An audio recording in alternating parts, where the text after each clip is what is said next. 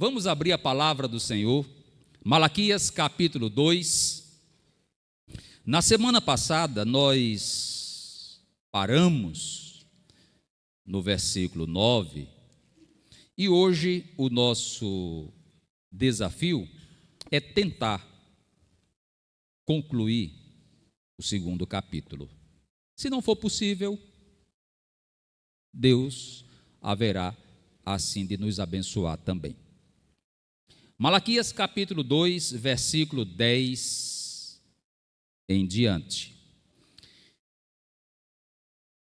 Os primeiros 9 versículos nós fizemos 4 destaques. Quem estava conosco na semana passada vai lembrar.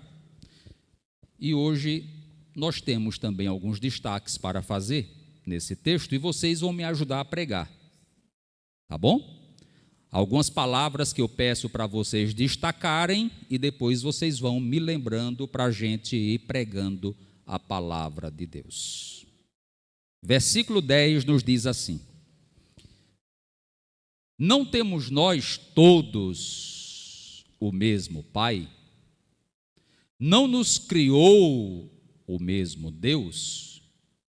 Por que seremos desleais uns para com os outros, profanando a aliança de nossos pais? Judá tem sido desleal, e abominação se tem cometido em Israel e em Jerusalém, porque Judá profanou o santuário do Senhor, o qual ele ama, e se casou com a adoradora de Deus estranho. Primeiro destaque que eu quero fazer nesse texto: muito cuidado com quem você se associa.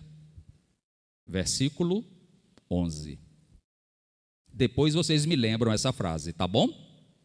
Muito cuidado com quem você se associa. Versículo 12. O Senhor eliminará das tendas de Jacó o homem que fizer tal, seja quem for, e o que apresenta ofertas ao Senhor dos Exércitos. 13. Ainda fazeis isto: cobris o altar do Senhor de lágrimas, de choro e de gemidos, de sorte que ele já não olha para a oferta, nem a aceita com prazer da vossa mão. Segundo destaque que nós queremos fazer aqui: Deus olha para o ofertante, não para a oferta. Não se iluda, Deus olha para o ofertante, não para a oferta. E perguntais, por quê? Porque o Senhor foi testemunha da aliança entre ti e a mulher da tua mocidade, com a qual tu foste desleal, sendo ela a tua companheira e a mulher da tua aliança. O texto fala especificamente sobre fidelidade conjugal. Versículo 15. Não fez o Senhor um só corpo, uma só carne, Adão e Eva, marido e mulher, um só corpo, mesmo que havendo nele um pouco de espírito? São duas personalidades distintas, mas há uma união mística, o texto quer dizer isso. E por que somente um? O porquê dessa união? Ele buscava a descendência que prometera. Portanto, cuidai de vós mesmos, e ninguém seja infiel para com a mulher da sua mocidade. O texto continua falando sobre fidelidade conjugal. Continuamos no terceiro destaque.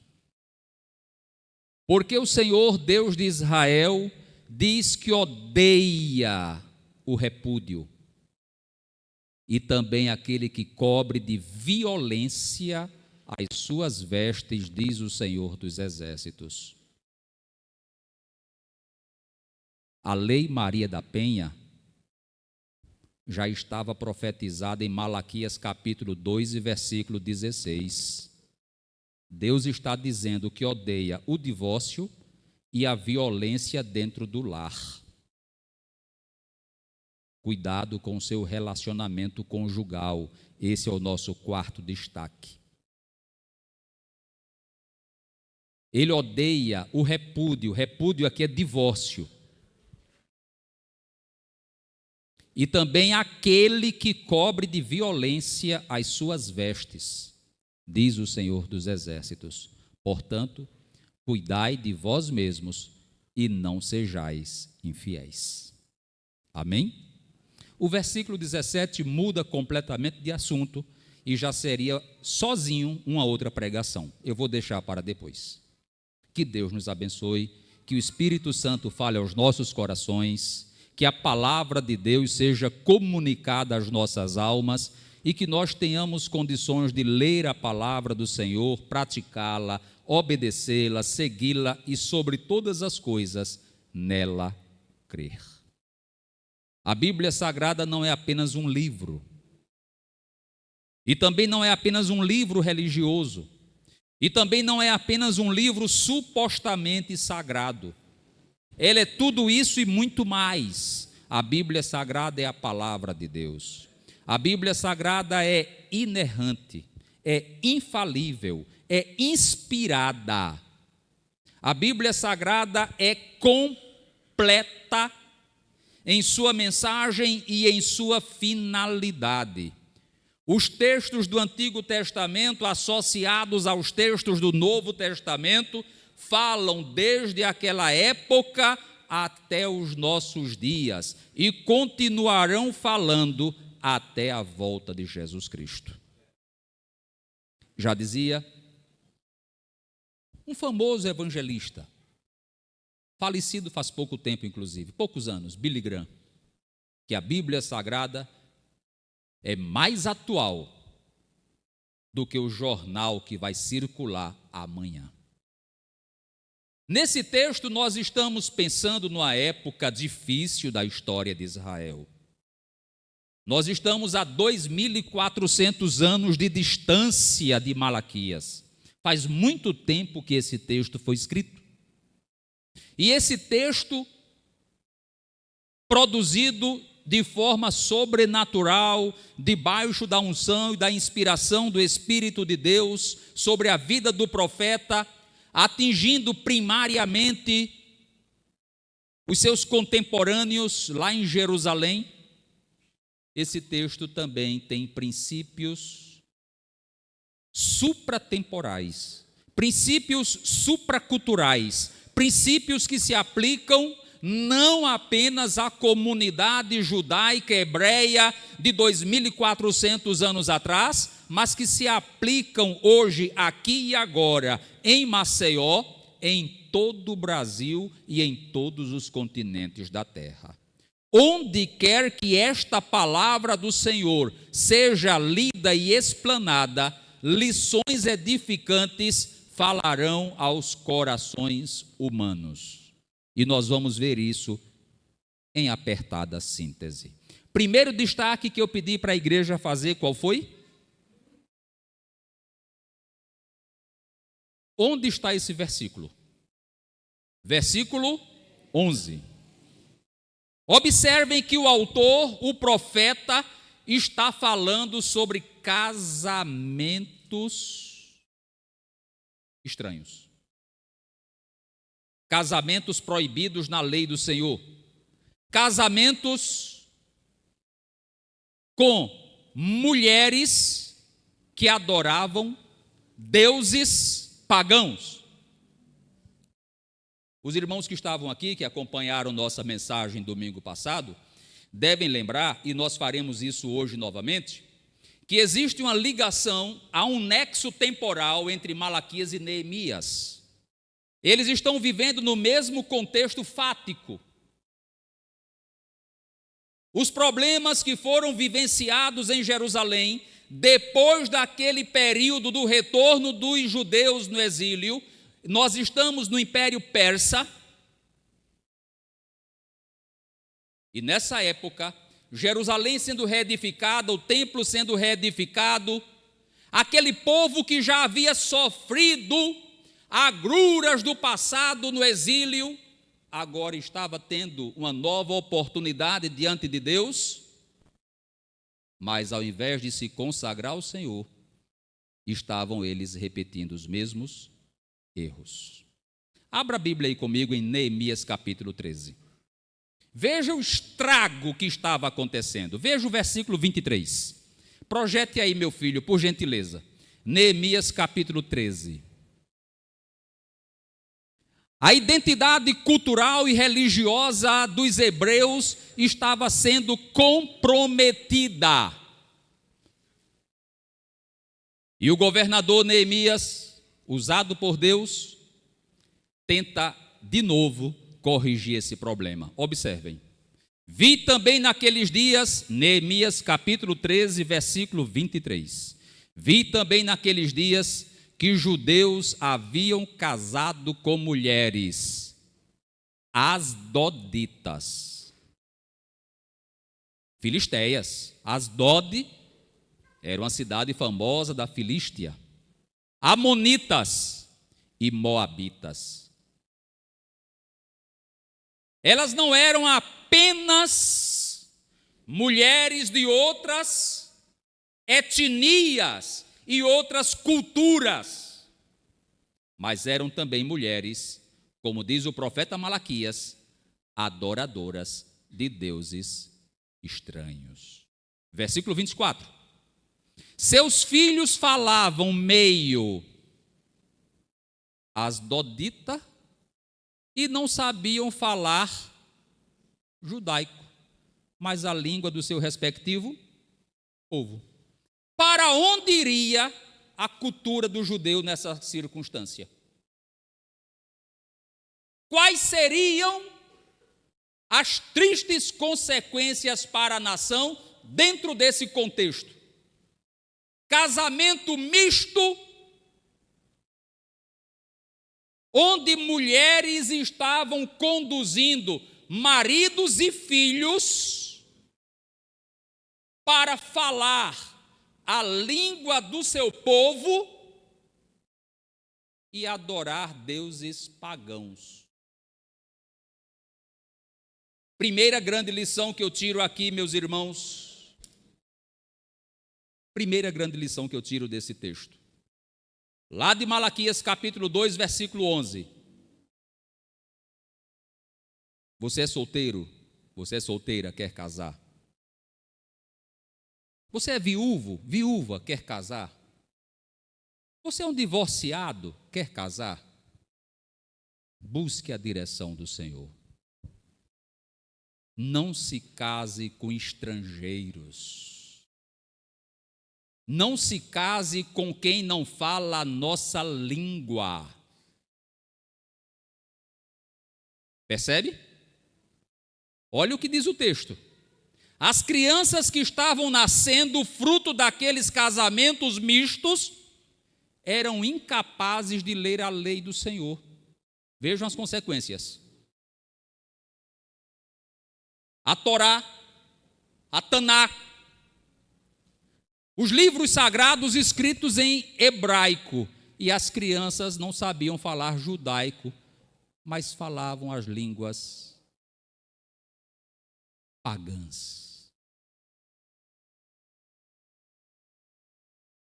Busque a direção de Deus na sua vida. E a segunda grande lição que eu tiro,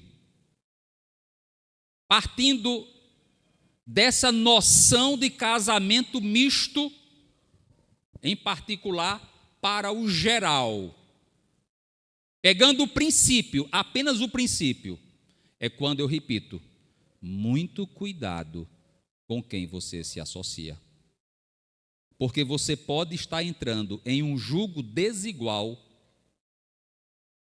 mesmo fora de um casamento. Você pode estar entrando em um jugo desigual, no seu trabalho.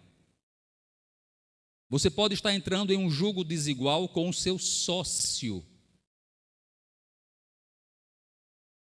Você pode estar se associando a alguém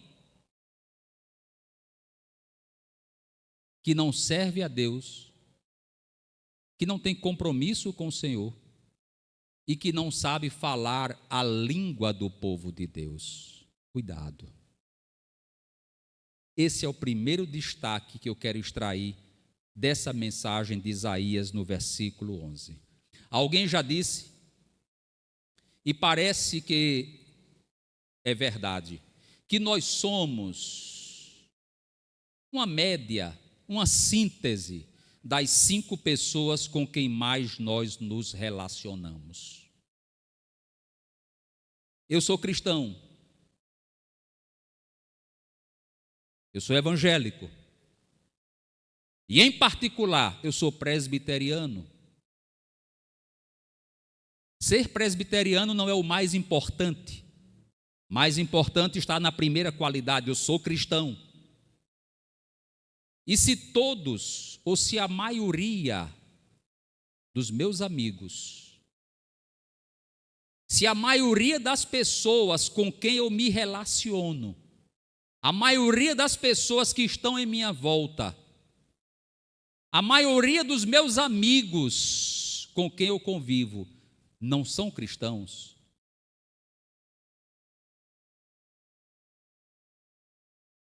eu preciso repensar alguma coisa na minha vida.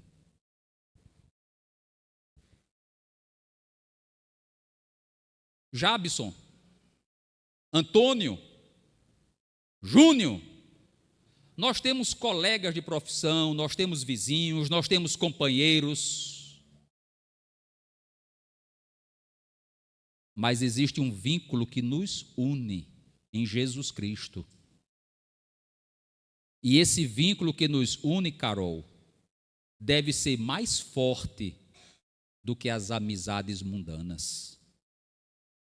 Malaquias fala hoje, e Malaquias diz no meu ouvido, com um megafone de Deus: cuidado com as suas amizades, cuidado com quem você se associa, porque seus sócios, seus amigos, seus companheiros poderão lhe levar a deixar de falar a língua do povo de Deus para falar a língua dos filisteus e até adorar outros deuses.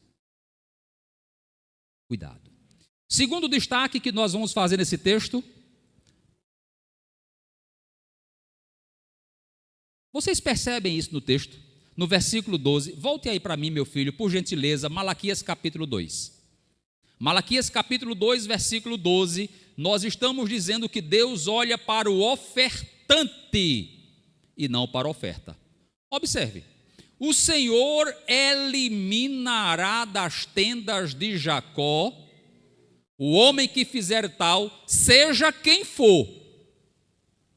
Pode ser o sacerdote, pode ser profeta, seja quem for.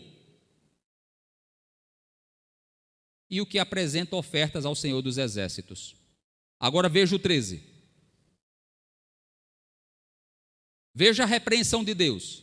Vocês estão fazendo coisa errada. Vocês choram no altar. Olha a falsa piedade. Vocês cobrem o altar do Senhor com lágrimas. Vocês choram na casa de Deus. Vocês choram, vocês gemem, e ele não olha para a oferta. Nem aceita a sua oferta da vossa mão. Por isso nós estamos enfatizando nesse texto que Deus olha para o ofertante e não para a oferta. Lembram daquele episódio na história de Jesus Cristo, de pessoas que chegavam no gasofilácio e davam uma boa quantidade de recursos financeiros, de dinheiro, e Cristo olhava. E havia também uma viúva pobre que ali colocou uma pequena contribuição e Jesus Cristo admitiu aquela oferta como algo que provinha do coração dela.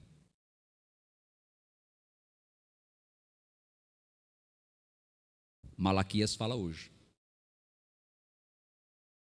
Malaquias tem um texto que é famoso e que é muito usado ainda hoje nas igrejas evangélicas. Pastor Erison vai pregar sobre isso domingo. Vocês sabem, Malaquias 3, 8 a 10, de dízimos, de ofertas, traga dízimos, traga ofertas. Mas escute, antes de chegar em Malaquias 3 e 8, você tem que passar por Malaquias 2 e 13.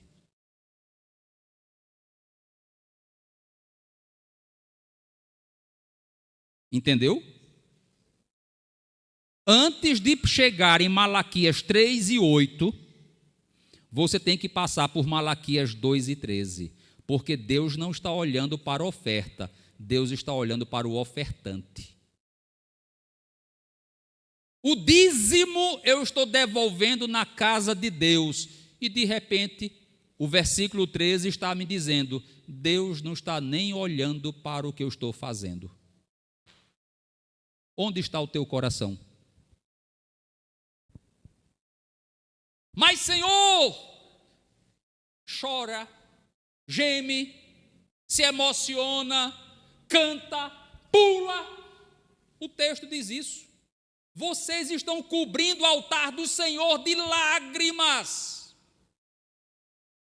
E eu não estou nem aí para vocês. Não estou nem olhando para a oferta de vocês.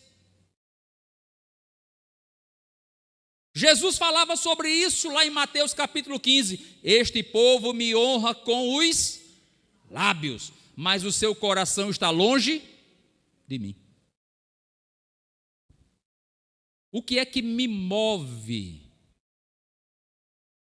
ao trazer a minha oferta para a casa de Deus? E eu estou falando de oferta, irmãos, não estou falando de dinheiro, só de dinheiro não, viu?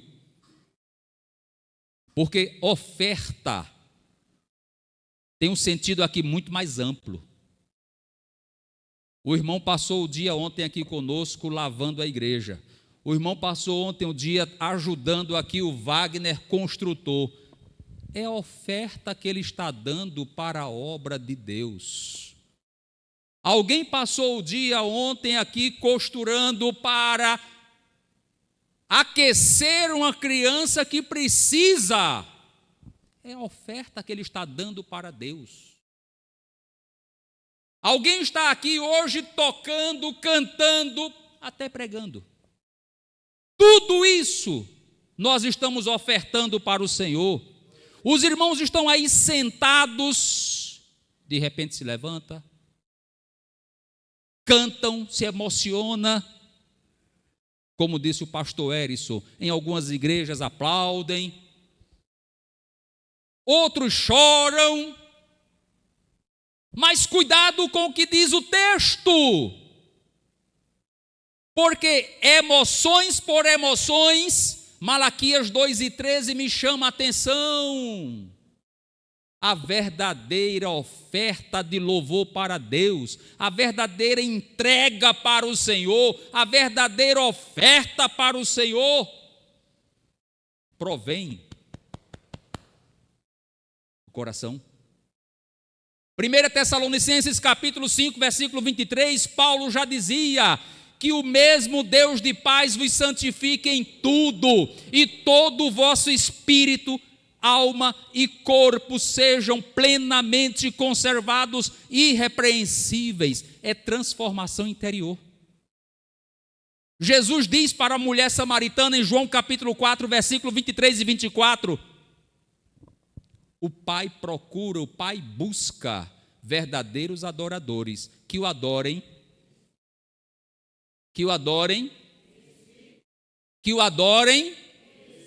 em espírito e em verdade. Nós estamos construindo, reconstruindo, reformando o templo. Nós precisamos de recursos, louvado seja Deus. Os irmãos estão contribuindo, mas lembrem-se de uma coisa: eu não sou aqui um estelionatário.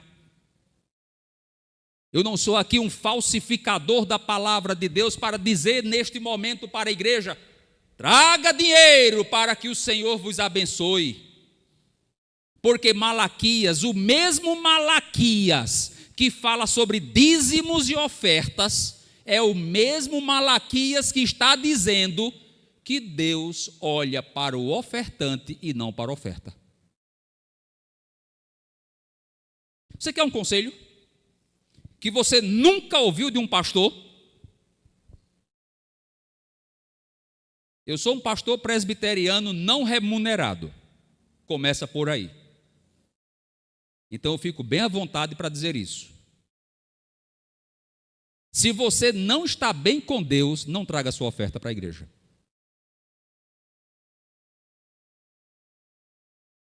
Mateus capítulo 5, versículo 23. Vê o que diz o texto. Vai, projeta aí para a gente, por gentileza. Mateus 5, 23.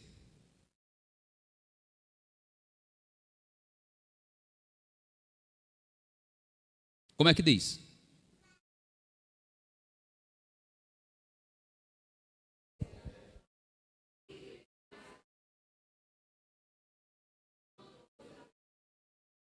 Vinte e quatro.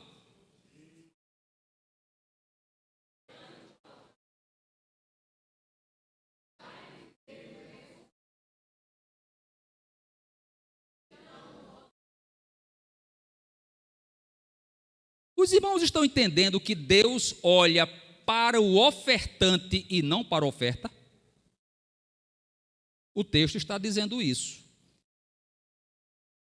Eu trouxe hoje de oferta 50 mil reais, viu, Josias? Mas eu me lembrei que eu estou com um problema com o Ricardo. Aí o texto bíblico me diz: resolva primeiro o seu problema com o Ricardo e depois pratique a sua oferta. Amém? Contribua, irmão, com seus dízimos e ofertas. Contribua. Mas, em primeiro lugar, pense nisso. Deus olha para o ofertante, seu coração, a sua vida. Deus é o dono da prata e do ouro.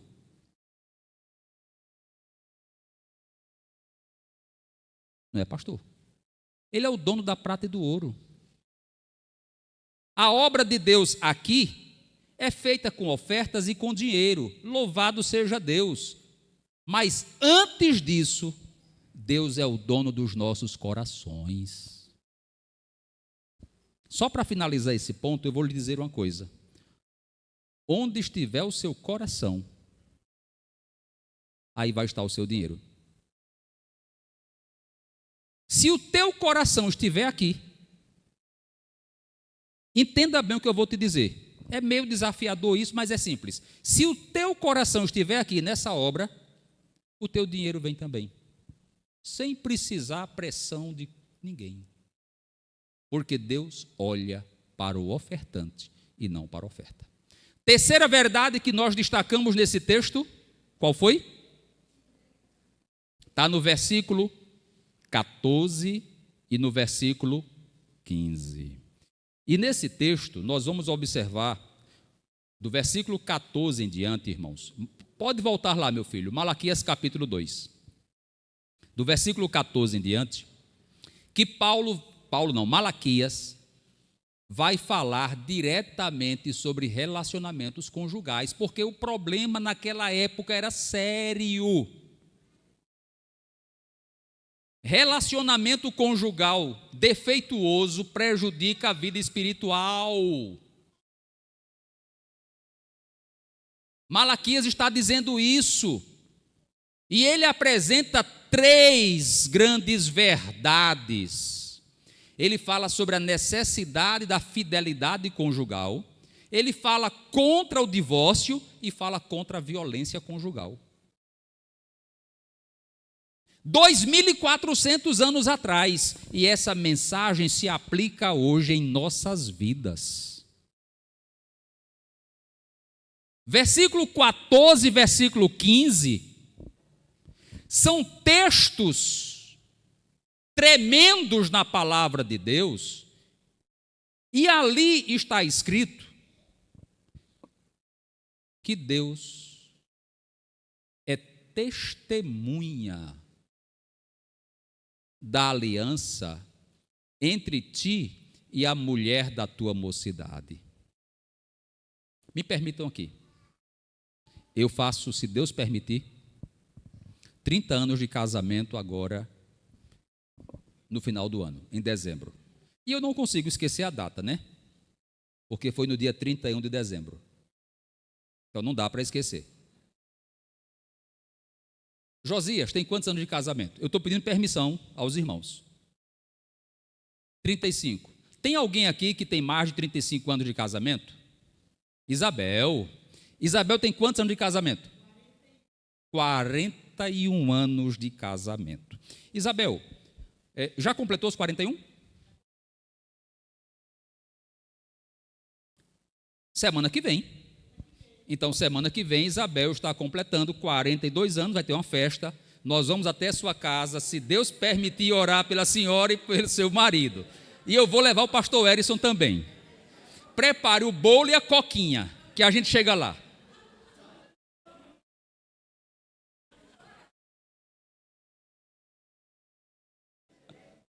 ...42 anos. Ô Isabel, me permita, quando você casou, Isabel, teve testemunho no seu casamento? Quantas? 2 testemunhas. Dona Simone, minha esposa, você lembra quantas testemunhas nós tivemos? 3 de cada lado, não é? Agora, irmão, ô Josi, quando você casou, teve testemunha, Josi? Quantas? 2 testemunhas. 2 casais. Maravilha, maravilha, maravilha. Antônio, quantos anos de casamento, Antônio? Sim. 29. Está chegando nos 30 também. Faz 30 esse ano? De junho, vai ter festa também. A bênção vai ser grande. Ô Antônio, quando você casou, teve quantas testemunhas?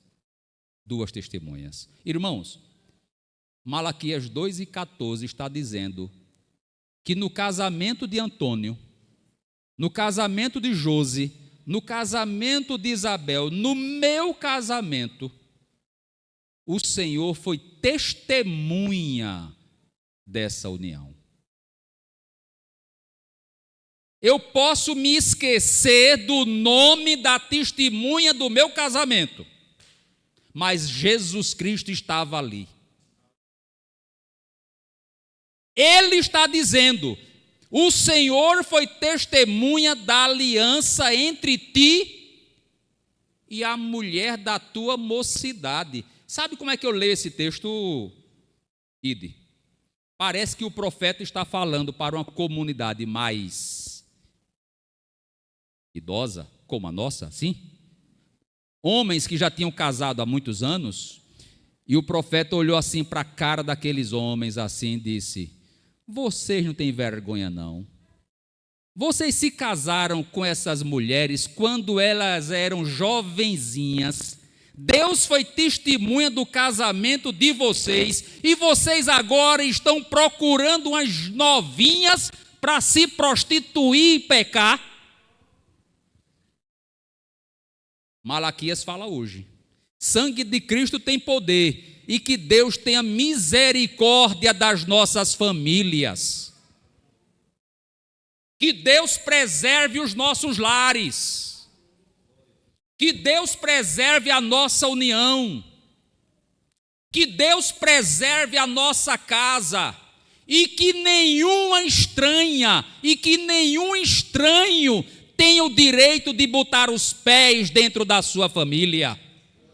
Que Deus proteja seu casamento, Wagner. Que Deus proteja seu casamento, Erison. Que Deus proteja os nossos lares. E eu não sou profeta não, mas em nome de Jesus eu digo assim: que Deus proteja os casamentos dos nossos filhos.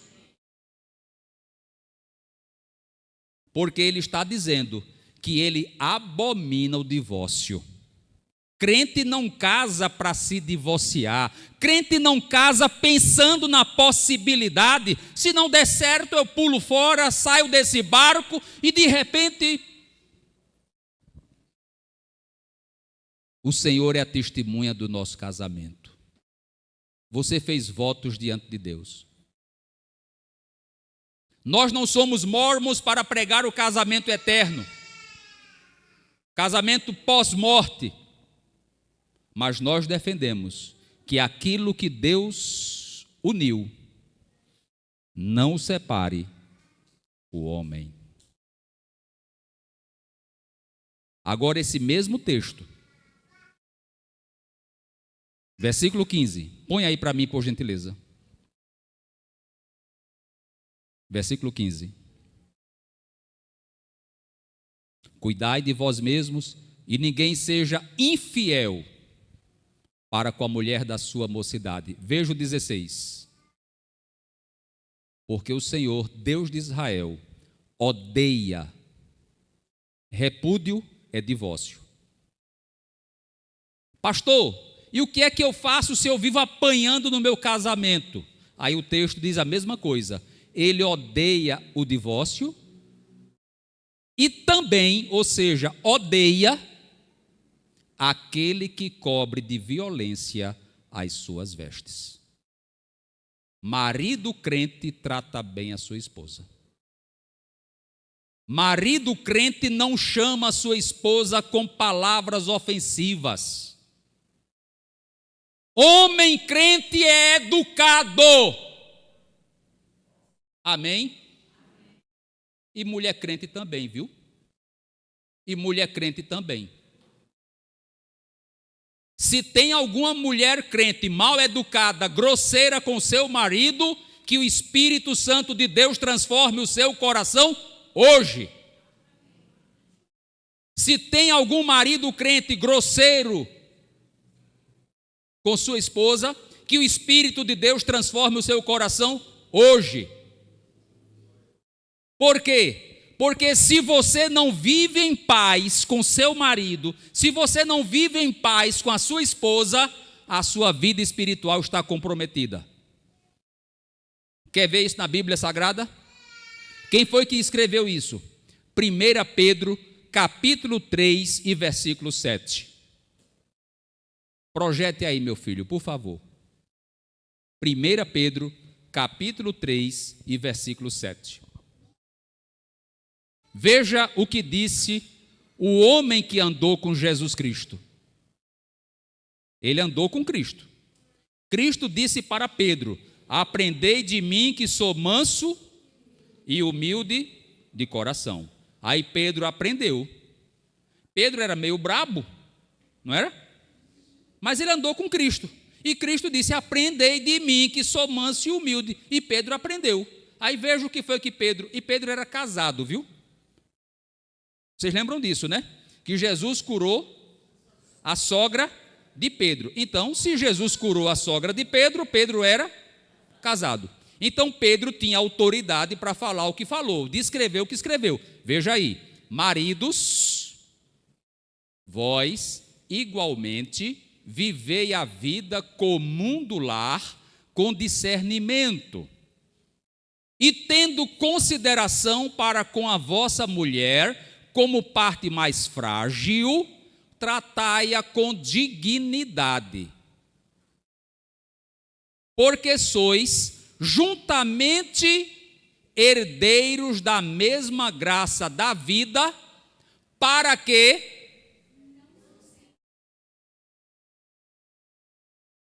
a Bíblia que está dizendo, a Bíblia está dizendo claramente, para que não se interrompam as vossas orações. Malaquias está me dizendo: seja fiel em seu casamento, não busque o divórcio, porque Deus abomina o divórcio, e não seja violento no seu lar. Se você não tiver nenhum elogio para dizer à sua esposa, quando você estiver assim com um pouquinho de raiva, diga assim: que Deus te abençoe.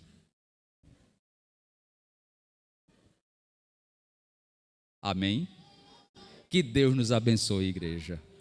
Malaquias fala hoje. Lembrem disso. Deus olha para o ofertante e não para a oferta. Sejamos fiéis em nossos relacionamentos. Busquemos viver a Deus como casais, unidos na sua presença, sem violência, sem agressividade, com educação, com dignidade. E outra coisa, bem simples, muito cuidado com quem a gente se associa. Amantíssimo Deus, em nome do teu amado Filho Jesus Cristo, nós estamos aqui ministrando a tua palavra. E nós queremos, ó Pai eterno, pedir que esse texto de Malaquias fique impregnado em nossos corações e que teu Espírito Santo transforme vidas. Dê-nos a tua bênção, abençoe nossas famílias, cada família que está aqui presente, cada homem, cada mulher, cada pai, cada filho. Ó Deus, transforma nossos corações, nos une cada dia mais, porque tu foste um dia testemunha da nossa união. Em nome de Jesus, ó Pai, protege o nosso lar. Em nome de Jesus. Amém. Que Deus nos abençoe.